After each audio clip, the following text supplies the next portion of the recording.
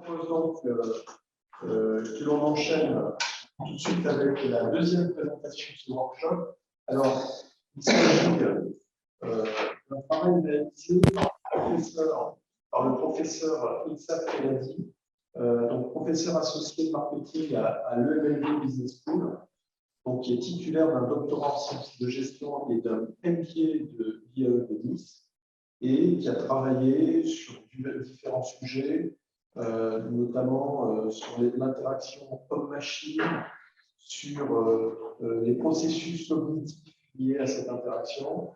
Itsaf Keladi intervient aussi comme rédacteur en chef ou Green Impact Editor pour le journal of Financial Management et a publié de nombreux articles dans des revues académiques telles que JDR, TFSC, TES et International Marketing Review. Donc, je suis très heureux d'accueillir le professeur Itsaf Keladi cet après-midi dans ce workshop et qui va nous parler d'un sujet également passionnant.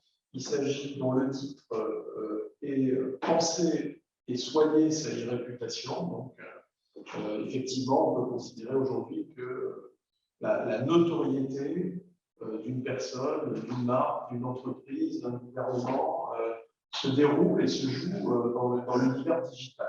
Donc, avec quel levier, quel mécanisme, quelle stratégie, on va pouvoir le découvrir grâce à la présentation du professeur Itsaf Keladi. Merci beaucoup. Bonjour, chers collègues. Merci de votre présence et merci au professeur Assens de nous donner l'opportunité de parler de la réputation. Effectivement, ma présentation se veut un peu de clarifier ce qu'on comprend de réputation et réputation, et aussi pourquoi c'est important, pourquoi on doit de plus en plus se préoccuper de cette réputation, comment gérer cette réputation et puis aussi comment réparer des crises ou des incidents de type réputationnel. Donc d'abord, je vais commencer par mettre l'accent sur l'importance de cette thématique à travers, en partageant avec vous, disons, ce graphe. Donc, on voit bien que pourquoi cette thématique est importante, parce que de nos jours, on dit qu'on est dans un contexte chrysogène. On est dans un contexte où il y a de plus en plus de crises, et surtout que les individus perçoivent les crises de plus en plus graves, de plus en plus importantes. On verra bien le rôle, bien entendu, de l'aspect propagation des réseaux sociaux qui accentue et qui acte comme une caisse de résonance par rapport à ces crises. Mais les individus, quand on leur pose la question, voilà, les premières crises qui citent, bien sûr, sont les crises liées à l'alimentaire, la crise de Lactalis, le Dieselgate, une crise aussi importante liée à l'environnement. Il y a aussi les crises en lien avec l'étonnement qu'a provoqué la crise du Nutella, ou en tout cas la promotion du Nutella, et quand on a vu ces images qui ont impacté, percuté tout le monde, les individus se jetaient sur les produits Nutella, comment la promotion est intéressante et méchante. Donc voilà aussi toutes les crises qu'ont eu les marques de vêtements, voilà, lorsqu'elles ont essayé de jouer un peu une certaine inclusivité, et donc en développant notamment des vêtements liés à la religion musulmane. Et donc tout ça, voilà. Donc, bien entendu, on parle de crise, en tout cas, dans la perception, dans le contexte de l'environnement français. Et donc, tous ces éléments créent bien sûr ce chrysogène, dans cette anxiété, on a l'impression qu'on sort de crise pour passer à une autre. Donc, voilà, ça marque un peu pourquoi les entreprises et même les individus se disent qu'il est temps quand même de travailler sur cette réputation-là. Il y a aussi une autre donnée importante qui est issue de cette même étude qui a été réalisée par l'IFOP en 2019, c'est que 47% des Français ont déjà renoncé à acheter un produit ou acheter un service. Voilà, en faisant suite, bien sûr, à une atteinte de la réputation de l'entreprise ou de la marque. Donc, il y a des phénomènes qu'on appelle le boycott, donc qui est un phénomène qui prend aussi de l'ampleur, faisant suite, bien sûr, à une crise de réputation. Donc, on voit que les individus perçoivent de plus en plus de crises et les perçoivent d'une manière très grave. Elles disent que ces crises sont très graves, et aussi on voit que de nos jours, on est face à ce qu'on appelle beaucoup de sujets sensibles. Donc, lorsqu'on interroge le responsable en marketing et en communication des entreprises, voilà, il liste une multitude de sujets, parmi les plus importants, bien sûr, les sujets en lien avec le salaire, la sécurité des données, le harcèlement sexuel, la corruption, etc. Donc, on voit que dès le moment où une entreprise touche à des sujets en lien avec l'éthique, valeurs, gouvernance, engagement citoyen, des sujets qui touchent à l'humain, comme la santé, on voit bien que les crises alimentaires, les crises sanitaires, on va parler aussi dans quelques temps de la crise de Levothyrox, indirectement, bien sûr, à travers l'étude de l'analyse de propagation, ce qui est lié au sexisme, donc ce qui est lié au racisme, la religion, la discrimination, lié aux pratiques religieuses, question d'éthique, de l'injustice, le manque de respect, la dignité humaine, sans compter d'autres sujets en lien avec les faits sociaux et les faits politiques. Donc, on se rend compte qu'à la fin, il n'y a aucun sujet qui n'est pas considéré comme sensible. Tous les sujets deviennent très sensibles. On a tendance à dire un peu avec l'anglicisme touchy. Donc, on entend ça partout. Et ça rend, bien entendu, toute communication, promotion de l'image, toute gestion de réputation de plus en plus complexe et compliquée. Donc, dans un tel contexte, effectivement, on a besoin de comprendre qu'est-ce que c'est que la réputation et qu'est-ce que c'est surtout la réputation et quelle différence on doit avoir entre ces deux concepts bien complexes. Donc, la réputation, bien entendu, elle n'a pas dérogé à d'autres concepts, donc elle a fait aussi l'objet de multitudes de définitions, de perspectives. Donc, quand on comprend, on essaie de comprendre réputation, on essaie de comprendre signal. Donc, une entreprise qui essaye de signaler, on va envoyer des signaux aux parties prenantes. Quand on dit parties prenantes, on pense consommateur, on pense fournisseur, on pense pouvoir public, on pense médias, on pense expert, on pense pas. C'est une multitude de parties prenantes, pas uniquement une ou deux catégories. Et donc, une entreprise qui envoie des signaux sur ses propres caractéristiques, en tout cas sur ses actions passées, afin de construire une perception de fiabilité et de prédictibilité pour ses actions futures. Donc, voilà, c'est une compréhension parmi tant d'autres de la réputation. Donc, une autre approche, c'est effectivement d'insister sur la notion de construit social, c'est-à-dire que c'est collectif, c'est une agrégation, ce n'est pas uniquement le fait d'un individu, mais c'est le fait d'une société qui permet de construire cette réputation, et puis cette réputation permet de classer de bonnes réputations, de mauvaises réputations, telle entreprise ou tel individu a une meilleure réputation que l'autre. Donc voilà, donc il y a l'approche aussi par classement.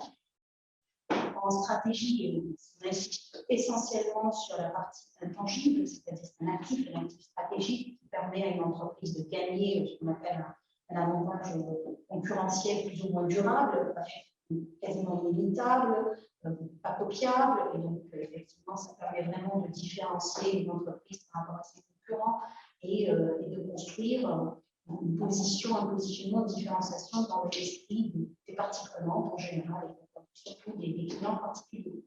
Les marketeurs sont plus à mettre en évidence la dimension image, donc on travaille sur multiplier des efforts en matière de communication pour construire une image, pour construire aussi, pour véhiculer les valeurs, et ensuite à partir de là, on espère bien sûr que le consommateur puisse adhérer à la marque, à l'entreprise, et pourquoi pas favoriser l'intention d'achat et la fidélisation et la loyauté.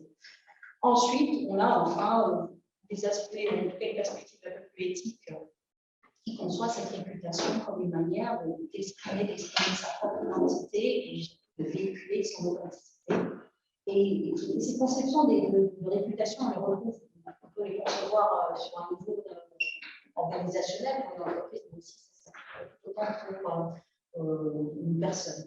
Donc, on peut voir qu'en somme, si on essaye de tirer une compréhension de ce que c'est que la réputation, donc on la voit comme un signal, une ressource intangible, on la voit comme une perception, une manière de pouvoir classer, de fidéliser, d'identifier, voire d'authentifier une personne, voire une entité, autre entité organisationnelle. Donc, dans cette multitude de perspectives et de définitions, on doit se poser la question un peu est-ce qu'on va arriver à une compréhension générale Donc, ce qu'on va essayer de retenir de cette réputation, c'est effectivement, d'abord, ça démarre par une opinion qui se construit à partir d'expériences. Ensuite, elle se mélange avec des sentiments, des connaissances, des impressions. D'ailleurs, dans cette réputation, on retrouve la notoriété, on retrouve l'image, on retrouve l'identité. Et la différence entre les trois, ça fait le débat houleux au sein de la communauté scientifique. Mais voilà, lorsqu'on a le mot réputation en tête, on doit garder certains éléments très importants qui constituent cette réputation. Le premier est les parties prenantes. Et donc, quand on parle de parties prenantes, on doit absolument considérer que les parties prenantes externes et aussi internes. On a tendance à oublier que l'entreprise, l'entité a aussi ses parties prenantes, notamment les salariés. Ils contribuent en tout cas à la construction et la formation de cette réputation. Quand on parle de réputation, on parle aussi de temporalité. On va absolument considérer le passé, le présent et le futur. On va voir cette temporalité très importante à comprendre, à appréhender, notamment quand on est sur les réseaux sociaux et donc quand on a ce i qui vient s'approcher au mot réputation. On va aussi garder à l'esprit ses croyances, des sentiments, des connaissances, des impressions. Donc il y a un aspect cognitif, il y a aussi un aspect fortement affectif qui forme cette réputation. Il y a aussi une notion d'adéquation, une notion de cohérence, de consistance donc, entre ce que l'entreprise essaye de véhiculer comme message, comme valeur, comme image, et ce que le réceptacle, en tout cas l'audience comprend, et en tout cas, et après ce que cette audience forme ou agrège comme opinion et donc comme réputation. C'est une construction mentale, donc voilà. C'est plutôt la notion de perceptuelle, et bien sûr cette dimension affective. Et puis aussi, quand on pense à réputation, on pense aussi à confiance. Donc, réputation et confiance, généralement, sont assez liées. Et puis, toute entité ou tout individu, lorsque il ou elle décide de construire, en tout cas de renforcer ou de maintenir sa réputation, c'est motivé pour avoir ce contrat moral, ce contrat social avec son audience ou avec en tout cas ses pairs ou l'entreprise avec ses parties prenantes. Alors, maintenant, pour passer de la réputation à la irréputation, on va essayer de se focaliser sur ce fameux I. Donc, E comme électronique, bien entendu, comme digital, comme numérique. Et je voulais partager avec vous un peu l'histoire qu'on appelle une propagation. C'est un graphe qui nous est fourni par Digimind, spécialisé dans la gestion des réseaux sociaux, ce qu'on appelle social listening, l'écoute sociale en ligne, ils sont très connus. Et ils ont offert cette cartographie d'une propagation qui est très, très intéressante à décortiquer. Bien entendu, elle est fictive, mais si je vous dis 2017, si je vous dis Sudex, si je vous dis que ça concernait un médicament, donc on va tout de suite avoir en tête la crise de Levothyrox, ce fameux médicament qui, le laboratoire a décidé de changer la formule. Par la suite, on a connu tous les déboires qui sont suivis suite à ce changement de formule qui, bien sûr, se fait d'une manière un peu douce, en douceur. Ça a commencé vers mi-janvier, donc le laboratoire a commencé à publier comme ça à travers ses sites web internationaux le changement de molécule et donc la présentation de la nouvelle formule. Cette nouvelle formule qui est entrée en marché et qui a été mise sur le marché à partir du 23 janvier. À partir de là, qu'est-ce qui s'est passé? Bien entendu, première plainte des patients qui ont commencé à se manifester à travers des blogs communautaires. On connaît très bien Doctissimo, une plateforme qu'on appelle le e-patient, patient électronique, où les patients échangent entre eux et aussi avec les médecins. Donc, et puis Futura, aussi, c'est une plateforme communautaire où les gens échangent beaucoup sur des faits scientifiques, des compréhensions de matières scientifiques, vraiment sciences exactes. Donc, à partir de là, tout de suite, ça a donné lieu à ce qu'on appelle une pétition en ligne. Donc, on fait une pétition à l'ancienne papier. Donc, on va sur change.org. C'est le site web maintenant qui réunit toutes les pétitions à travers le monde. Et donc, on lance une pétition qui, bien sûr, après a été relayée par, on voit bien, plein de Facebook et Twitter. Donc, ça a été tweeté et retweeté. Donc, on commence à voir un peu la progression en ampleur.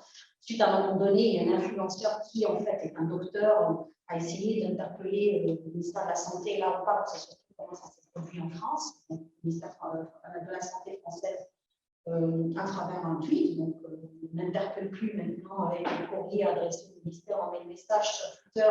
Et bien sûr, ça a été retweeté 16 300 fois et ça a reçu 28 200 likes en moins de 24 heures. Donc, là, le ministère s'est dit il y a quelque chose, mais ça ne les a pas encore fait réagir. Et puis, par la suite, on voit, il y a 3 blogs d'experts, et là, on voit un peu, c'est des blogueurs, voilà, les fameux billes. Donc, c'est sur le site Blogueur, on crée des blogs qui ont commencé aussi à développer des billets et donc à propager le problème, c'est-à-dire ces patients qui, avec cette nouvelle molécule, subissaient des effets secondaires bien plus que d'habitude. Ensuite, on voit bien qu'il y a eu un hashtag qui a été développé, relié, voilà, stop Sudex, bien sûr, ça c'est le mot fake, mais en réalité, c'était stop Sudex. Et donc, encore une fois, qui a été retweeté et relaté à travers Twitter et Facebook. Après, on voit bien que ça passe un peu au niveau, on appelle ça un autre niveau de propagation à travers la vidéo. Donc, on voit qu'en rajoutant de la vidéo et des photos, on rajoute davantage de propagation. On voit qu'il y a un hashtag qui rappelle un autre hashtag balance ton Sussex. Donc, ça aussi, ça a encore accentué la viralité jusqu'à arriver à la presse régionale. Et là, c'est juste au mois de mars. Donc, je vous raconte cette histoire uniquement ce qui s'est passé au mois de mars. Et à partir de là, le mois d'avril, on voit que ça commence à atteindre les fameux quotidiens, en tout cas la presse quotidienne nationale, encore avec une pétition, les 60 millions de consommateurs qui s'en emparent, avec PEC Que Choisir, donc c'est des organisations pour les droits des consommateurs, jusqu'à à peu près arriver à ce qu'on appelle la presse télévisuelle, en tout cas l'information, les chaînes d'information continues, comme les collègues CNews et BFM TV. Et c'est à ce moment-là que l'Agence nationale de sécurité des médicaments et des produits de santé commence à écouter et à se dire il y a un problème, il faut qu'on s'y penche. Et ensuite, le ministère de la Santé qui demande au laboratoire de mettre sur le marché une nouvelle formule, donc de les sommer, changer de formule. Et enfin, en bout de chaîne, on retrouve bien sûr la télé traditionnelle avec des émissions qu'on connaît bien, Envoyé spécial et Arte, qui bien sûr ont pris le temps nécessaire pour développer le sujet sur un reportage de plus d'une heure pour enfin voilà, nous montrer, en tout cas nous sensibiliser sur cette question-là. Bien sûr, entre-temps, il y a plein d'ambassadeurs, d'ambassadrices, Anne Dupéré, qui est connue. On ne va pas citer parce que c'est censé être un exemple fictif, mais en fait, ça reflète exactement ce qui s'est passé avec ce médicament-là. Donc, on voit bien que les caisses de résonance et d'amplification, ce ne sont plus les presses nationales. Donc, ça démarre maintenant sur le net à 100%. Ça se propage, ça se maintient et ça s'organise sur le net pour enfin arriver à quelque chose qui se produit hors ligne et donc à travers les médias traditionnels et les fameux médias mainstream. Donc, qu'est-ce qu'on doit retenir un peu de ce i-là? C'est qu'effectivement, lorsqu'on pense à une réputation, il faut absolument garder à l'esprit blog, réseaux sociaux, sites internet, influenceurs, experts, révéler l'opinion, c'est le pouvoir du web 2.0, donc c'est social et c'est interactif avant tout. Une viralité, immédiateté, accessibilité, donc la trace, l'historique, voilà, tout garde sa trace. Donc, on verra bien que le droit à la vie devient de plus en plus difficile. La rapidité de circulation, les 3 problèmes de la viralité. Les likes, les étoiles, les tweets, les retweets, le partage, donc la présence sociale. Donc, encore une fois, c'est le pouvoir du web 2.0 qui donne à chacun une voix et chaque voix compte. Donc, on ne peut plus négliger ne serait-ce que la présence individuelle, ou le murmure ou le bruit individuel, pensant que c'est juste un individu, parce que ça démarre de 2 et ça finit par une crise computationnelle. Donc, on voit bien que ce web 2.0 a donné un pouvoir de chaque individu, d'accentuer, de construire ce qu'on appelle le bouche à oreille électronique, le word of mouth, le fameux buzz. Donc voilà, quand on pense maintenant à une réputation, c'est surtout, on ne peut plus penser une entreprise qui en one-to-one se dirige vers son audience avec un échange entre l'entreprise et son audience. C'est maintenant ce qu'on appelle le fameux many-to-many, c'est-à-dire cette communication horizontale, cet échange qui se fait d'abord d'individu à individu, de communauté en communauté, avant, bien sûr, de s'emparer des relais institutionnels, traditionnels, comme on a tendance à le mettre à une époque où cela nous amène bien sûr à comprendre ce que c'est que cette réputation. Donc, maintenant, lorsqu'on pense à réputation, on essaie de la comprendre. On doit garder en tête que c'est l'image que les internautes, tout individu forme, mais sur la base de ce qui se propage, en tout cas de ce qui se partage et de ce qui s'agrège sur le net. Ça, c'est très important. Et donc, on doit prendre en considération certains déterminants. Quand on parle de caractère, c'est la personnalité de l'entreprise, la personnalité de l'entité de l'individu.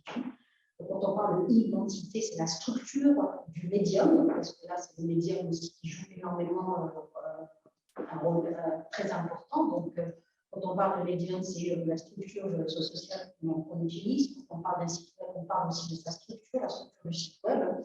Et l'expérience, la cohérence entre ce que promet une marque ou une entreprise en ligne et bien sûr sa réalité, son expérience physique sur le terrain. Donc, quand on parle de réputation, il n'y a pas une décoloration, un détachement total de la réalité terrain, c'est la fusion entre le online et le offline. Donc, le rôle de l'image contribue énormément à la formation de cette réputation. D'ailleurs, il y a tellement un lien étroit entre l'image et la réputation, une confusion dans les genres. Donc, quand on veut comprendre la réputation, il faut absolument garder à l'esprit l'image de l'entreprise, l'image de marque, la notoriété numérique et comment cette notoriété prend de l'ampleur et de la profusion, en tout cas de la diffusion à travers les pouvoirs des réseaux sociaux. Il y a la notion microsociale aussi. La notion de microsocial, qui est très importante aussi à considérer parce qu'une réputation, ce n'est pas un individu, mais ça part d'un individu, ça part d'un petit groupe d'individus, et ensuite ça se construit à travers ce qu'on appelle des communautés. Et donc, c'est des communautés qui vont ensuite doucement, au fur et à mesure, amplifier et donner corps et surtout donner viralité, diffusion, dissémination à cette réputation. Et quand on parle aussi de microsocial, il y a un élément très important à prendre en compte, c'est cette co-création. Il y a l'aller-retour entre l'entité qui crée, en tout cas qui maintient déjà sa réputation en ligne et aussi l'audience qui est là à recevoir. L'audience, elle est participante, elle n'est plus passive, elle co-crée avec l'entité. Et enfin, le rôle de l'opinion. On parle aussi d'opinion, l'opinion est l'avis construit de l'entité en particulier, et on parle aussi de l'opinion construit des traces volontaires ou involontaires qui sont propagées ou laissées par cette entité ou l'individu. On parle aussi du fait que les traces sur le web perdurent, donc le médium chronologique c'est à tonnes, le présent se mélange avec le passé et le présent, le passé aussi anticipe le futur, donc la notion de temporalité bien sûr, change absolument de visage. Et donc, on parle aussi du fait qu'il devient de plus en plus difficile d'effacer les traces sur le net. Et donc, on ne peut plus, maintenant, à chaque fois, on est rattrapé quelque part par des éléments qu'on a laissés et des disparaissent. Maintenant, il y a des entreprises qui se spécialisent à nettoyer notre réputation, notre identité, en tout cas à nettoyer toutes les traces qu'on met sur le net. Malgré ça, on n'arrive pas à faire un travail parfait. Alors, la réputation, bien sûr, est importante parce qu'on parle de risques réputationnels. Et donc, dans ces risques, il y en a de plus en plus, ils sont très nombreux. Je ne vais pas pouvoir les énumérer, mais on sait que s'il n'y a pas de réputation, il n'y a pas de business. Pour les entreprises, la réputation est très importante. Et s'il n'y a pas de réputation, il n'y a pas de business aussi. Donc, pour être très terre à terre et très pragmatique.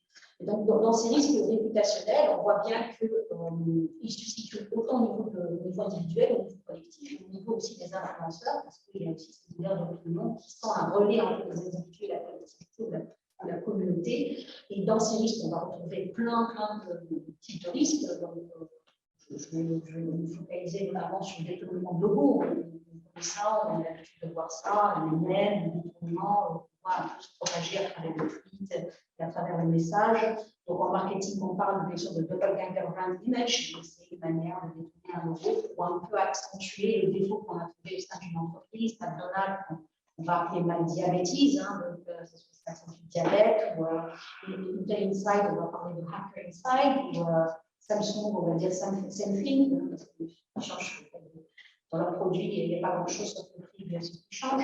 Donc, il y a le cybersquatting, donc on va s'accaparer des noms de domaines pour essayer de les revendre, de faire un chantage avec la marque ou avec l'entreprise pour qu'elle le rachète plus cher.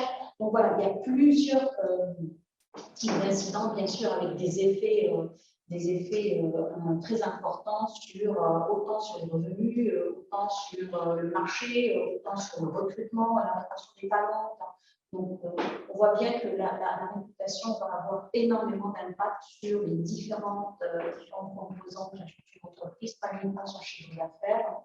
Et puis, il y a autre chose, c'est que le risque réputationnel, il peut être à l'origine, ou en tout cas, il peut accentuer d'autres risques, parce qu'une entreprise ne peut pas se prémunir à 100% d'un risque sanitaire, d'un risque, comme on appelle ça, de sociopolitique, d'un risque naturel, d'un risque environnemental. Donc, le risque réputationnel va venir rajouter, en tout cas, il va avoir cette onde de choc secondaire qui va se construire sur déjà la multitude de risques qu'on fait face généralement une entreprise. Alors, il y a aussi un autre fait à considérer, même si, bien entendu, dans la communauté scientifique, l'approche générationnelle ne rencontre pas, ne fait pas consensus, il y a encore débat, mais il y a aussi effectivement à prendre en considération cette génération. On parle de digital native de manière générale, avant on les mettait tous dans un sac, les fameux milléniums qui sont nés avec les appareils numériques dans la main, mais force est de constater qu'il y a quand même des caractéristiques importantes à prendre en considération, c'est la manière dont ils orientent la consommation, c'est mieux se définir, le fait que l'image de marque n'influence pas, mais c'est plus d'autres attributs de la réputation qui va venir influencer le rapport avec l'entreprise, notamment le type de plateforme. Donc, on voit bien que quand un message passe par YouTube, il y a plus de crédibilité, en tout cas plus de pouvoir, plus d'influence que d'autres types de réseaux sociaux. Il y a aussi le message, le contenu, c'est pour ça qu'on entend de plus en plus l'importance du content marketing, du marketing du contenu. Il y a aussi le type d'influenceur qui va être utilisé, quel personnage on va utiliser pour véhiculer ce message. Donc, marketing d'influence publique, et donc voilà, il y a des influenceurs qui arrivent à construire une confiance, une proximité avec leur audience, qui fait que cette capacité de diffuser n'importe quel message, y compris les fake news, et on est en plein dedans. Donc, il y a cet aspect générationnel à considérer, et puis voilà, dans la continuité de la génération, bienvenue à la génération Z, donc, qui se situe entre 15 et 25 ans, et cette génération, elle voilà, se définit comme confiante, collaborative, connectée et créative. On les qualifie de makers, de faiseurs, ils sont très optimistes. Ils pensent qu'ils vont réussir dans la vie, donc ils n'ont aucun doute, mais surtout ils vont réussir en dehors des institutions traditionnelles, parce qu'ils sont complètement anti-institutions traditionnelles. Donc ils ont créé leur propre chemin, leur propre organisation, leurs propres moyens, leurs propres croyances. On voit bien ce qui porte d'ailleurs l'existence des crypto-monnaies. Voilà, c'est une croyance qui fait que ces monnaies connaissent une certaine histoire. Mais c'est surtout les adeptes de la collaboration horizontale à 100%. Donc, c'est de communauté à communauté, c'est many to many, c'est pair entre les pairs, et c'est pas du tout une collaboration verticale qu'on a eu tendance à connaître à travers les générations précédentes. Donc là, effectivement, on va, les entreprises, de manière générale, les individus, n'ont aucune autre solution que plus d'interaction, plus de partage et pourquoi pas, et surtout plus de justice, parce que c'est vrai que c'est une génération qui est très sensible sur la vérité, en tout cas la recherche de la vérité, bien que dans certains cas, ils ont tendance à commettre des erreurs sur les sources de vérité. Et ça, c'est un autre débat. Donc, gérer une réputation, bien sûr, les agences énumèrent des étapes avant, pendant, après. Et donc, je ne vais pas m'épancher là-dessus, sinon ce serait trop long. Mais disons qu'il y a deux choses très importantes à prendre en considération. La première, c'est de connaître ces parties prenantes. Donc, la cartographie des parties prenantes, c'est le BABA, c'est le début. Par contre, il faut un petit peu sortir de la cartographie classique, voilà, agrège consommateurs, fournisseurs, salariés, médias. Là, on va plus parler d'influenceurs, on va plus parler de relais, leaders d'opinion. On va chercher effectivement ces individus qui ont des caisses de résonance très importantes et qu'on parle d'influenceurs, il y a les micro-influenceurs qui deviennent de plus en plus importants parce qu'il ne s'agit pas de voir le nombre de likes, le nombre de fans qu'ils ont sur leur compte. Les micro-influenceurs ont du nombre de fans réduit, mais par contre, ils ont une interaction de proximité plus authentique et plus soutenue. Et donc, ces micro-influenceurs deviennent de plus en plus importants à identifier afin de garder un œil sur comment se répartissent ces parties prenantes et comment surtout ces parties prenantes pratiquent les réseaux sociaux, quel type de réseau. Et là, on n'est plus dans les réseaux traditionnels. Maintenant, on entend parler de Discord, on entend parler de Reddit, d'autres types de communautés qui sont en train de se créer en dehors du traditionnel, trop mainstream d'ailleurs, Facebook et Twitter. Et puis, il y a aussi la notion d'entretenir cette relation, cet échange, cette information, avoir la capacité de continuer à donner de l'information, de vulgariser, de communiquer, d'interagir, et pas sur un produit, mais plus sur des sujets, sur des valeurs, sur des réflexions. Ça aussi, ça donne aux entreprises une position autre que purement commerciale. Et puis, bon, il y a aussi l'écoute, bien sûr, est nécessaire pour identifier ces espaces conversationnels, c'est de capter ces murmurements, ces échanges qui sont en train de monter à travers les différentes plateformes et les réseaux sociaux. Comprendre aussi comment on s'organise, en tout cas se structure ou se répartissent les réseaux, les canaux de diffusion de contenu, d'informations, d'images, ce qui appartient à l'entreprise, qui peut être contrôlé par l'entreprise, ce qui n'appartient pas à l'entreprise.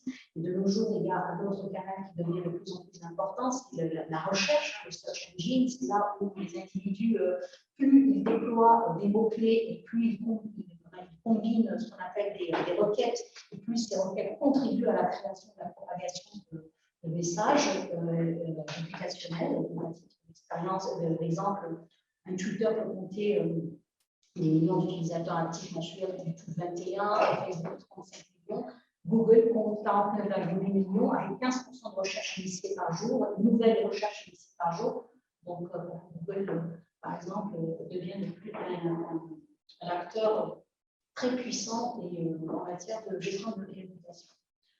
Et enfin, je vais terminer par réparer une réputation. Bien sûr, là, il n'y a pas de recette magique, il n'y a pas de remède miracle pour penser sa réputation. Donc, c'est très particulier dans chaque entreprise, chaque secteur, chaque industrie, chaque structure. Et donc, bien sûr, on apprend de ses erreurs, heureusement, mais par contre, on ne peut pas éviter de nouvelles erreurs. Ça, c'est un fait qu'il faut absolument faire avec lorsqu'on parle de réputation. Donc, ce que les gens font de cette technologie, en tout cas des réseaux sociaux, et là on parle de la prochaine génération, le Web 3.0 avec le flux immersif, on découvre chaque jour et donc on ne peut qu'apprendre. On ne pourra en aucun cas, ni en tant qu'entreprise, ni en tant qu'individu, contrôler à 100% une réputation. Donc il y a par contre quelques principes qui jusqu'à présent arrivent à arranger ou à faire en sorte qu'une entreprise, voire même un individu, répare plus ou moins sa réputation. Bon, le principe numéro 1, c'est bien sûr le dialogue. Le dialogue est très important, surtout avec cette nouvelle génération, un dialogue personnalisé, mais aussi un dialogue personnifié, cette conviction qu'on est en train d'échanger avec chacun, on est en train de tenir compte des réactions de chacun, on est en train d'essayer de faire un effort d'apporter des réponses à chacun. Donc ça, c'est important. La deuxième chose, c'est bien sûr réaffirmer ses valeurs. Donc ça, c'est très important parce que les valeurs constituent l'identité individuelle et voire même organisationnelle. À partir de là, revenir vers ces valeurs et les mettre en avant à travers ce dialogue, c'est un moyen en tout cas, de calmer les choses parce qu'on est en pleine crise, sachant que les valeurs constituent le socle de la réputation, et la réputation est assez stable par rapport à la réputation qui est instable et complètement fluctuante. Écouter, donc ça fait aussi partie de la notion de dialogue, la notion d'échange, expliquer, mais bien sûr, et arriver à le faire sans justifier. Expliquer, c'est surtout vulgariser, c'est surtout simplifier, c'est surtout rendre le message accessible, compréhensible. Ça aussi, c'est très, très important. Éviter une approche un peu hautaine, ou un dialogue, un jargon assez scientifique ou assez technique. Aussi reconnaître ses erreurs, être transparent, être authentique. Ça aussi, c'est très important. Montrer que, voilà, on arrive, on partage en tout cas, il y a de plus en plus d'entreprises maintenant qui ouvrent carrément les portes. Ça a poussé beaucoup d'entreprises dans l'agroalimentaire parce que ça, c'est pas la peine de cacher. Vous allez regarder, effectivement, c'est pas parfait, et on est en train d'améliorer les choses au fur et à mesure. Et puis, enfin, montrer qu'on apprend, parce qu'effectivement, gérer une réputation, penser une réputation, c'est surtout apprendre, on apprend tous les jours. Et montrer qu'on fait un progrès, que ce n'est pas parfait, et que chaque fois on avance, et qu'on envisage des actions correctrices, qu'on apprend des erreurs. Ça aussi, c'est très important lorsqu'on pense et une réputation. Et pour finir, penser sa réputation, c'est surtout se rappeler que le droit à l'oubli n'existe pas, n'existe plus sur Internet. Par contre, le droit à l'erreur peut exister sur Internet. Voilà. Je vous remercie de votre attention. Merci pour cette belle présentation sur la réputation. Alors, je vais prendre quelques minutes pour réagir à ta conférence, très stimulante, et qui complète bien la conférence précédente de Jacques et de Théodora. Alors, au début, ce que tu présentes, tu parles de la réputation et tu expliques effectivement que la réputation peut avoir plusieurs dimensions économiques, sociologiques, stratégiques, marketing. Alors, j'ai retenu la dimension stratégique, puisqu'à un moment donné, dans ta présentation, tu dis finalement une bonne réputation, ça permet d'avoir un avantage concurrentiel durable. Et donc, je crois que là, on est au cœur de la problématique de ta conférence. C'est vrai que dans certains secteurs d'activité, notamment dans le secteur du luxe, le fait d'avoir une réputation, c'est incontournable, c'est affiché en lettres d'or sur les vitrines, sur l'image de marque des entreprises de luxe, parce que le fait d'avoir une ancienneté, une antériorité historique, conditionne une réputation qui n'est ensuite pas rattrapable, pas imitable, pas copiable, pas transférable pour les concurrents. Donc ça, c'est évident, dans certains secteurs, la réputation est un avantage concurrentiel qui est durable de ce point de vue-là. Par contre, si on reprend cet exemple, c'est très long pour capitaliser sur la réputation, donc ça peut prendre des années, voire des dizaines d'années. Par contre, aujourd'hui, avec le numérique et en basculant vers l'e-réputation et le web 2.0, on s'aperçoit que la réputation est très rapide à être attaquée et à disparaître. Je prends quelques exemples récents dans l'actualité médiatique. Des enquêtes de journalistes d'investigation, l'affaire Orpea sur les EHPAD, voilà, et du jour au lendemain, l'entreprise perd la moitié de sa valeur parce qu'elle est soumise à la vindicte de l'opinion publique à partir des travaux d'un journaliste d'investigation. Autre exemple, l'accident industriel Buitoni qui se propage rapidement dans les réseaux sociaux et qui porte atteinte à l'image de marque. Autre exemple plus ancien, peut-être le mauvais buzz marketing relayé par des concurrents, donc l'attaque de concurrents dans la bataille peut-être Perrier-Coca-Cola aux États-Unis à l'époque où on laissait circuler la rumeur selon laquelle Perrier entretenait des pollutions au benzène dans ses nappes, dans ses sources d'approvisionnement en eau. Donc on s'aperçoit avec ces quelques exemples, et on pourrait les multiplier à l'infini, aujourd'hui, c'est très long de construire une réputation, c'est très rapide pour la perdre. Ça, c'est quelque chose qui est nouveau. Et on a l'impression aujourd'hui que les entreprises, dans leur communication institutionnelle, sont tétanisées de ce point de vue-là. Et que en ayant cette épée de Damoclès sur leur tête, quelque part, on s'aperçoit que la construction de réputation des entreprises de plus en plus converge dans le même sens, de peur d'être soumise à un vindicte populaire, au tribunal médiatique ou à un problème de représentation sociale. Donc ça, par exemple, tu disais à la fin de ta présentation, la transparence. Oui, la transparence, accrue, mais la transparence peut conduire à une forme d'autocensure et de perte d'identité. C'est-à-dire plus on est dans la transparence, plus on est dans l'ouverture sur ce qu'on fait, et plus il faut lisser l'identité, lisser les aspérités et communiquer sur des éléments qui font consensus. Et à force de communiquer sur des éléments qui font consensus, on perd presque le positionnement de marque, la substance, l'identité de l'entreprise. Donc, est-ce que c'est pas un risque qui peut se produire? Et donc, finalement, à force de vouloir protéger la réputation, on a une identité ou une construction une identité, une connaissance, une représentation affective qui va être très similaire à ceux des concurrents, à l'identité ou à la réputation des concurrents. Secteur d'activité par secteur d'activité. Est-ce qu'il n'y a pas ce risque finalement de perdre cet avantage concurrentiel qui permettait de se distinguer, de se différencier auprès des consommateurs en revendiquant un positionnement différent sur le marché? Aujourd'hui, on ne peut plus le faire probablement avec la réputation sans prendre le risque d'être attaqué, d'être victime d'un accident de communication. Premier élément de réflexion. Ensuite, j'ai trouvé très intéressant l'exemple sur la crise sous-texte, les Votirox, où on s'aperçoit que finalement, on a des chaînes de propagation qui, très rapidement, peuvent détruire la réputation d'une entreprise à travers des plateformes communautaires, des blogs, des forums. Alors, à cette occasion, petit élément de réflexion, tu nous expliques que les pétitions en ligne, maintenant, ont remplacé le système de pétition traditionnelle. Est-ce qu'on ne peut pas aller plus loin? Est-ce qu'on ne peut pas dire qu'avec les réseaux sociaux ont tué les corps intermédiaires?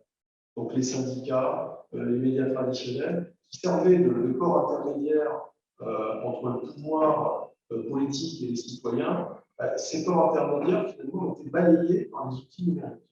Et aujourd'hui, les citoyens ont pris l'habitude de se passer des corps intermédiaires, ce qui fait qu'un syndicat qui veut revendiquer sur des revendications sociales aujourd'hui, peut mobiliser une population dans la rue qui va péniblement arriver à fédérer quelques dizaines de milliers de personnes, alors qu'au même moment, une pétition va réunir peut-être 1 million, 2 millions de signatures en un temps beaucoup plus limité. Donc, petit élément, dans ces chaînes de propagation, est-ce qu'on ne fait pas disparaître les corps intermédiaires? Deuxième élément, donc tu présentes bien effectivement les réseaux sociaux qui servent de caisse de résonance et les médias traditionnels qui sont relégués un peu en bout de chaîne. Alors, les médias traditionnels servaient de filtre. Et donc, on avait l'impression, quand on consultait les médias traditionnels, d'accéder à une information filtrée, donc authentique.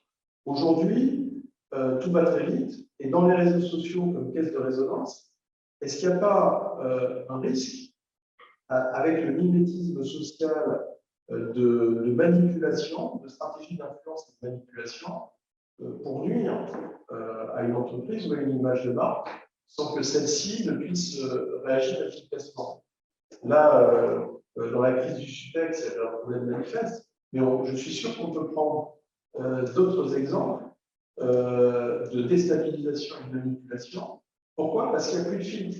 C'est-à-dire que sur les réseaux sociaux, il n'y a plus de filtre. Le seul filtre, c'est cette idée de mimétisme social. C'est-à-dire que comme on veut être reconnu socialement, on copie le voisin, qui copie le voisin, et au bout d'un moment, on se pose une question et on relaie une information qui peut être biaisée. Donc, ça, c'est peut-être aussi la fragilité de ces chaînes de propagation de contamination. Elles peuvent propager des informations avérées, ou elles peuvent aussi, dans le même temps, propager des informations manipulées. Et donc, du point de vue de l'entreprise, comment est-il possible de se prémunir contre ce risque? Ensuite, donc, on voit que dans le processus de déconstruction de la réputation, on part de petits groupes d'individus, puis de communauté, puis de communauté à communauté. Donc, il y a plusieurs mécanismes certainement qui entrent en jeu. Les premiers individus qui sont concernés, c'est ce qu'on appelle autrefois en marketing, probablement les lead users, ou les utilisateurs précoces, ou les utilisateurs leaders. C'est-à-dire ceux qui donnaient le ton sur les courants de consommation. Aujourd'hui, on a l'impression que c'est les influenceurs qui ont remplacé ces lead users. C'est-à-dire que c'est ceux qui détiennent finalement le capital social, le capital de marque est quelque part livré entre leurs mains. Alors qu'autrefois, c'était peut-être les utilisateurs précoces qui faisaient ou diffusaient les tendances de marché. Ensuite, pour passer d'une communauté à une. Pour que l'information se propage d'une communauté ou à une autre, il y a des effets de club, il y a des externalités de réseau. On peut imaginer que ces éléments ne sont pas tous maîtrisables par l'entreprise, qu'il y a des phénomènes de mode.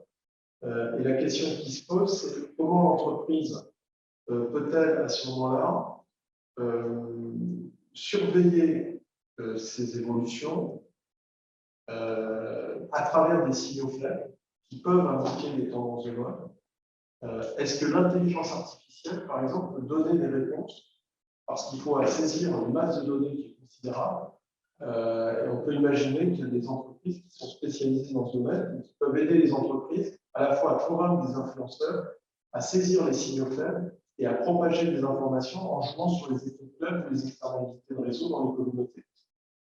Alors, j'ai trouvé très intéressant ta remarque pour dire sans réputation, il n'y a pas de business. Effectivement, on peut imaginer que c'est une clé pour l'entreprise. Et aujourd'hui, on parle d'économie collaborative, c'est-à-dire que le business model dans beaucoup de services se fait entre particuliers. C'est ce qu'on appelle du C2C, consumer to consumer. Et on voit qu'à ce moment-là, la réputation d'un particulier qui est totalement inconnu des autres particuliers se fait sur quoi? Il n'a pas développé une image de marque, il a un capital marketing. Ça se fait sur la construction de la confiance, sur les scores de confiance. Donc la réputation repose sur la construction de la confiance. Est-ce que ce n'est pas un peu la même chose au niveau des entreprises, en B2B ou en B2C? Ça aussi, c'est une question que je me pose. Et il est très clair que dans le personal branding, oui, dans le personal branding, réputation égale confiance. Et d'ailleurs, c'est le business model des plateformes que vous connaissez, les GAFA, ce sont des gardiens de la confiance. Et c'est leur modèle. C'est comme ça que ces entreprises se valorisent sur les marchés financiers, c'est qu'elles sont capables de mettre en place des mécanismes et des outils de surveillance et de vérification pour permettre à des milliards d'individus de construire de manière réciproque la confiance et donc de pouvoir nouer des relations qui ont de la valeur à cause de la confiance. C'est pas la marchandise. La valeur d'une transaction n'est pas conditionnée par la marchandise, c'est la confiance que se portent les individus à eux. Et c'est la force des plateformes qui, finalement, deviennent de nouveaux intermédiaires sur le marché. Alors ensuite, tu as parlé de la génération Z. Effectivement, aujourd'hui, on parle même de génération réseau. J'ai un ancien étudiant qui m'a fait parvenir un article du Washington Post titré Network Generation. Donc, en fait, on est, à travers la chaire réseau innovation, on est au cœur du présent et du futur. Pourquoi? Parce que les générations actuelles et à venir sont conditionnées par les pratiques collaboratives et on peut même les considérer comme une network generation. Et donc, comment on les forme, comment on les appréhende, comment on leur permet l'insertion professionnelle. Je crois qu'on a du grain à moudre dans cette chaire et à travers nos workshops de ce point de vue-là. Alors, là où peut-être je suis un peu on peut contester un peu d'une certaine manière la recherche de la vérité. Donc, ces nouvelles générations sont animées par la recherche de la vérité, la soif de vérité. Bon. Mais on voit en même temps que l'accès à l'information est conditionné par les réseaux sociaux. Les réseaux sociaux, on bascule de plus en plus sur une appréhension des connaissances par l'émotion et beaucoup moins par la raison. Pourquoi? Parce que la culture de l'image l'emporte sur la culture de l'écrit. Et donc, on peut vraiment s'interroger, se dire si c'est vraiment la recherche de vérité qui anime les individus, ou si c'est une certaine représentation de la réalité à travers le filtre des émotions qui s'emparent de ces nouvelles générations, avec le risque de se détourner justement peut-être de la vérité au sens cartésien du terme, c'est-à-dire d'une vérité rationnelle, argumentée, prouvée, démontrée. C'est là où je mettais un bémol et une limite probablement à l'activisme de ces nouvelles générations qui font preuve parfois d'un peu de naïveté, me semble-t-il, sur ce sujet. Ensuite, le dernier point, peut-être dans mes remarques, le rôle très important de Google. Finalement, ce que tu nous expliques, c'est que Google est devenu un fournisseur de réputation. Et à travers ça, Google est entré dans toutes les chaînes de valeur de toutes les entreprises. Pourquoi? Parce que le fournisseur de réputation, c'est une entreprise qui crée de la valeur ajoutée comme activité support, activité marketing, activité communication. Donc, en fait, dans toutes les activités support de toutes les entreprises du monde, on va retrouver une dose de Google, plus ou moins importante. Alors, si je dis ça, ça veut dire que Google devient un régulateur de marché. Et la question qui se pose, c'est sur la gouvernance. Pourquoi? Parce que le marché est souvent gouverné par des institutions publiques pour garder une forme de neutralité, d'indépendance et d'efficacité sur le marché. Donc, la question qui se pose ici, c'est quelle gouvernance sur Google de manière à ce que le marché soit régulé en approchant cet idéal de concurrence pure et parfaite. Sinon, on a un biais, c'est-à-dire qu'on a un business model propre à Google qui peut faire et défaire la réputation des entreprises concurrentes de sociétés américaines. Bon, voilà quelques petites remarques et questions. Est-ce que tu veux réagir? Merci beaucoup. Donc, effectivement, il y a plein d'éléments que tu soulèves par rapport au sujet de la réputation. L'objectif, ce n'est pas de répondre à tout, parce que effectivement, ça soulève beaucoup de débats. D'abord, essayer de comprendre voilà, entre réputation et réputation. C'est vrai qu'on voit que certaines réputations sont déconstruites, en tout cas, elles sont touchées, elles sont détruites d'une manière assez rapide et instantanée et virale, notamment avec les réseaux et la propagation des informations. Mais si on revient sur ces cas-là, on se rend compte qu'à la base, leur réputation n'était pas si parfaite que ça. Donc, la réputation, en tout cas, le réseau a achevé, le pouvoir des réseaux sociaux a achevé certaines entreprises, parce que ces entreprises, à la base, avaient un souci de valeur, un souci de réputation. Donc, les entreprises qui ont une bonne réputation, même si leur réputation est entachée, en tout cas, c'est momentané, on le retrouve. Par contre, les entreprises qui ont un vrai souci, voilà, comme Orpea avait du mal à revenir sur les valeurs, avait du mal à revenir avec une parole de crédibilité, avait du mal, parce que c'est un non passif. Et ce qui s'est passé là, c'était juste la petite allumette qui a allumé les feux, qui a fait brûler en tout cas toute l'entreprise. Donc voilà. Moi, d'après ce que j'ai compris de la réputation, quand on a un problème de réputation, si on a une réputation, on peut sauver son entreprise grâce à cette réputation. Parce que oui, le temps aussi démontre qu'on a fait des efforts, le temps aussi démontre qu'on a évolué. Donc, même s'il y a un souci sur Internet, si on rappelle que tout ce temps a été là pour nous permettre de construire et d'évoluer, ça, en tout cas, ça ne réduit pas la crise, en tout cas, ça l'atténue et ça permet à beaucoup de choses. Et un début de pardon. On n'oublie pas, mais on pardonne. Et on donne un peu ce qu'on appelle voilà, une seconde chance, une troisième chance. Certaines entreprises arrivent à vivre, d'autres pas, parce que d'autres, en fait, elles ne saisissent pas ces opportunités pour évoluer. Elles ne font que colmater comme ça la brèche, et reproduire les mêmes erreurs, à un moment donné. Et réputation, ça se confond. Et que oui, l'entreprise, en réalité, se détruit par elle-même. Elle n'avait pas réellement besoin de ce scandale qui a fait que l'entreprise, déjà, allait très mal de par ses pratiques. Donc voilà, donc effectivement, les médias sont là à accentuer ce tribunal médiatique, mais il y a des entreprises qui construisent une réputation, qui construisent un patrimoine, qui construisent un capital, et bien sûr, il peut y avoir une perte momentanée de notoriété ou de réputation, mais en tout cas, il y a une possibilité de le retrouver. Par contre, il y en a d'autres qui ont un souci d'identité, un souci de valeur, un souci de patrimoine, un souci de crédibilité, de fond, qui fait que ceci de réputation, il faut valoriser leur existence. Voilà, donc maintenant, en matière de transparence, oui, on est transparent, on devient consensuel, ça crée un risque. L'idée, c'est qu'on ne peut plus se protéger. Je pense qu'à l'époque, on ne pouvait pas se protéger. Maintenant, avec les réseaux sociaux et avec le Web 3.0, on ne peut plus se protéger, on ne peut plus protéger sa réputation. Et donc, c'est juste de la gérer. Voilà. On ne peut que gérer. On gère une crise, on gère des interactions, on gère des dialogues, on essaie de calmer, mais protéger et faire en sorte de ne jamais être atteint par quelconque attaque, c'est possible. Donc, ça, je pense que toute entité, qu'elle soit individuelle ou organisationnelle, la terrible. Par contre, ce qui est en train de changer, c'est, au lieu de parler de juste transparence et consensuelle, c'est aussi apprendre à construire. Une réputation, ce n'est plus moi, je la construis, puis je la mets comme ça sur le marché, après on va laisser. Mais maintenant, on co-construit.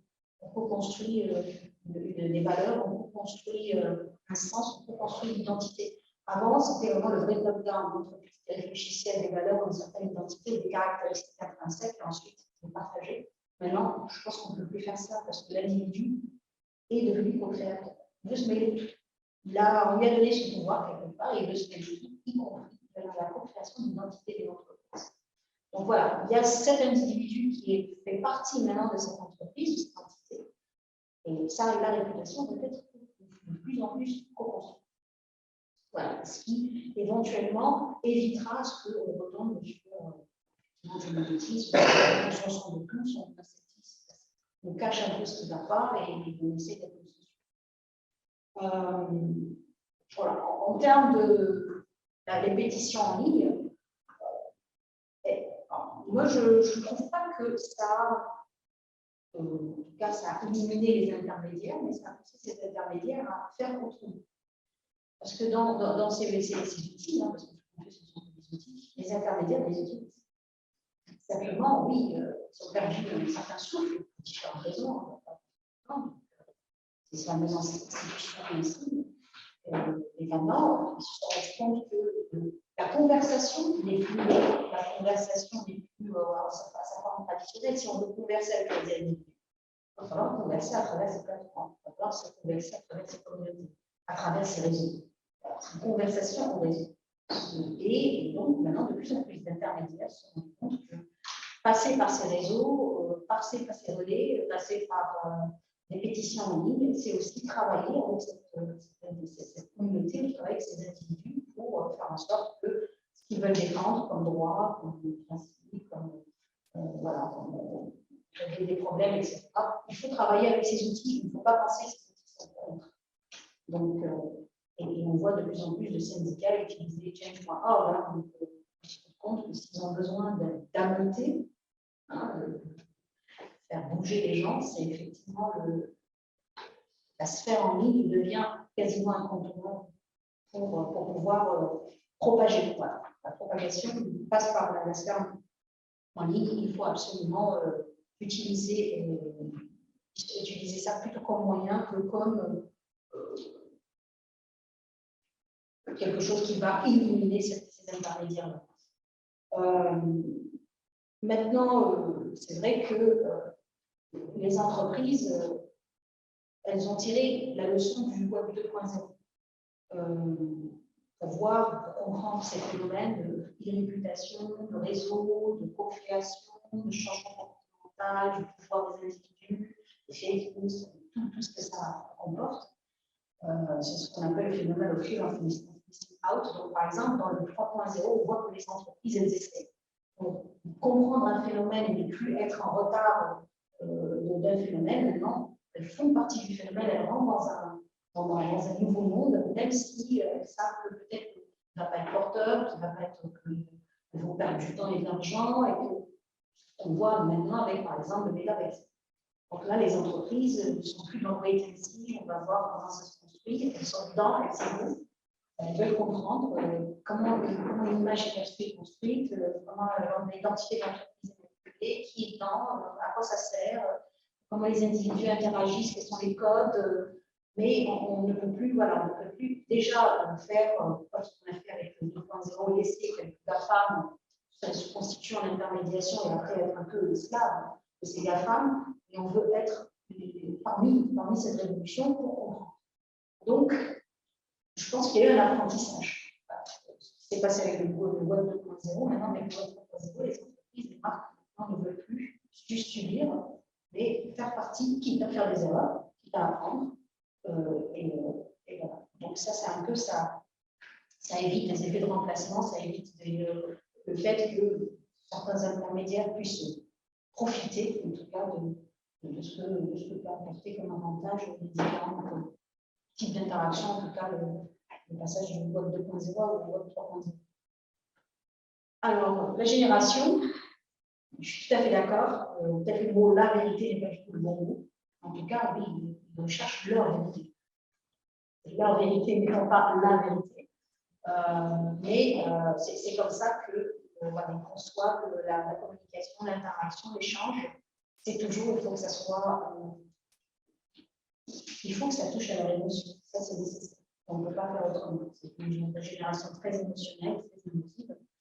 Donc, on voit bien qu'on revoit dans notre façon d'enseigner, on revoit notre façon de communiquer les informations, on revoit tout par rapport à cela. Mais ça ne veut pas dire que l'émotion ne permet pas de peut-être espérer une certaine cognition. Donc, c'est peut-être la porte d'entrée qui a été inversée, mais ils ont besoin de sentir cette émotion pour ensuite commencer à réfléchir. C'est juste le way around, c'est à l'inverse, mais oui, nous, avec du recul, on a réalité, on insiste pour chercher leur vérité. Google, je suis d'accord, hein, donc c'est le business voilà, le plus performant qui maintenant, voilà, il n'y a pas d'éducation sur Google, il n'y a pas de promotion sur Google, il n'y a pas de vente et d'achat sur Google, il n'y a pas d'apprentissage sur Google, il n'y a pas rien. Tout est Google, tout passe par Google et Google en profite. Éventuellement, on a un petit espoir, c'est ce que apporterait le Web 3.0, c'est l'éclatement de Google. Pourquoi? Parce que le Web 3.0 donne la possibilité à travers la blockchain de morceler le network et d'élargir, et donc de permettre à chaque individu de faire partie du network sans forcément avoir une charte, en tout cas importante et énorme comme Google. Il peut y avoir des petites plateformes, et ces petites plateformes ont compris qu'elles ont besoin des petites fourmis pour construire ces réseaux à travers le blockchain. Et il y a un espoir qui fait sur le fait qu'on pense que la blockchain est une possibilité de réduire en tout cas cette hégémonie googlienne, si je puis dire ça, de cet acteur qui, bien sûr, est devenu plus qu'incontournable, on ne peut rien faire sans Google. Et ça fait très longtemps que Google a complètement éliminé ce qu'on appelle la fameuse neutralité d'Internet. On le sait, Internet n'est plus neutre depuis très longtemps parce que Google contrôle le mot, contrôle notre recherche, oriente, et voilà, Google décide. Ça vient à tous les niveaux de notre vie et de notre société. Oui. Après, la question que je posais au DASTAR, qui est le constat partagé, c'était la régulation. C'est-à-dire, quand on touche à l'éducation, on rentre dans des enjeux d'intérêt généraux. Et donc, est-ce qu'on doit laisser Google comme régulateur du marché sur ces domaines-là, ou bien est-ce qu'il faut qu'il y ait une reprise en main de la puissance publique? Alors, en fait, ce qui est intéressant, c'est que pendant plusieurs années, les États-Unis ont refusé de toucher à la régulation des GAFA parce que c'était un moyen de pression géopolitique sur la Chine, dans la rivalité avec la Chine. À un moment donné, la Chine a décidé, le gouvernement chinois a décidé de reprendre en main ses propres GAFA. Et on voit aujourd'hui la reprise en main est très forte. pour dire que ce n'est pas le marché qui dicte les choix dans les décisions politiques, c'est l'État. Et à partir de là, le gouvernement américain a réagi également pour mieux réglementer et notamment mieux fiscaliser les GAFAM américains. Donc on voit que l'enjeu dont on parlait dépasse même le stade de la régulation du marché, mais la construction du monde à notre époque dans les rivalités géopolitiques entre deux grandes puissances, les États-Unis et la Chine, puisque l'arme géopolitique américaine par excellence, ce sont ces fameuses GAFA et donc Google en tête, qui est un peu dans la régulation des marchés aujourd'hui. Oui, je suis d'accord, mais c'est une approche qui est assez fiscaliste. Alors, on parle de fiscalité, là. Mais Google va au-delà d'une régulation. Pas uniquement les enfin, il y a la capacité aussi, s'il y a un risque, je dirais, avec le comité antitrust américain, aussi de réglementer au sens de découper l'organisation des entreprises pour éviter que la position soit hégémonique ou monopolistique à un moment donné. Donc, je crois que c'est un bras de fer. On voit, parce que certaines multinationales ont pris un pouvoir plus important ou une influence plus importante que certains pays.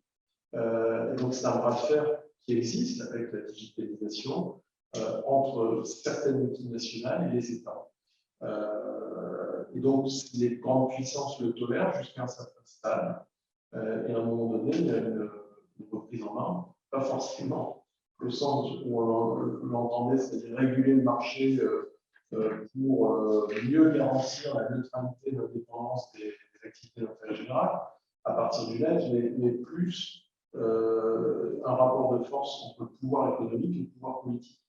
Et ce rapport de force bascule, me semble-t-il, de plus en plus du côté du pouvoir politique, alors qu'il a été pendant de nombreuses années du côté du pouvoir économique. Donc il faut voir aussi la convocation au Sénat du patron de Facebook, etc., pour s'expliquer sur l'évolution des sociétés ou de Zuckerberg, notamment. Voilà. C'est juste un petit point de détail. Mais moi, je crois au pouvoir socialiste. Oui. Il y a le pouvoir du haut, mais moi, je crois aussi au pouvoir du bas. Absolument, absolument. Mais en l'occurrence, le pays peut-être le plus socialiste au sens pouvoir politique, notamment en Chine, quand on regarde la propriété de ces GAFAM chinois, ça appartient aux syndicats de salariés. C'est pas c'est en majorité, donc c'est pas du tout la même forme de capitalisme qu'aux États-Unis. Donc le pouvoir socialiste, il serait plutôt du côté de ce qui se passe en Chine. Mais effectivement, plus on est dans le collectif, et moins on est dans la liberté individuelle aussi. Donc il y a aussi le revers de la médaille, comme tu disais, le pouvoir de la foule. Oui, le pouvoir de la foule, peut renverser les montagnes, mais avec un prix à payer, parfois, c'est de renoncer à la liberté individuelle, qui ne correspond pas aussi au modèle de démocratie occidentale. Bon, vaste sujet pour en faire un workshop Exactement. sur ces sujets. Alors, est-ce qu'il y a d'autres questions ou remarques sur le travail réalisé par la conférence réalisée par le professeur Youssef Keladi? Oui, Jacques? Oui, moi j'avais une question, je ne sais pas si c'est possible d'y répondre. C'est dans le premier slide ou le deuxième slide, il y avait l'exemple de Volkswagen qui a triché sur ses résultats de pollution des voitures, des modèles. Et donc, le niveau d'insatisfaction était très élevé. Hein. Et pourtant, il me semble que Volkswagen n'a pas souffert quant à ses ventes, quant à sa valeur boursière, et que les consommateurs ont continué à acheter dans les mêmes proportions. Est-ce qu'il y aurait une explication à ce cas qui me paraît un peu à part? Alors, l'enquête a fait ressortir la perception des individus par rapport à ce qu'ils considèrent comme étant une crise grave. Voilà. Probablement, alors, Volkswagen en a subi, il y a eu une perte de valeur boursière, ils ont eu des rappels de véhicules, donc ils sont passés quand même par 2 bonnes années, une bonne crise à gérer, donc voilà, avec des réparations, avec même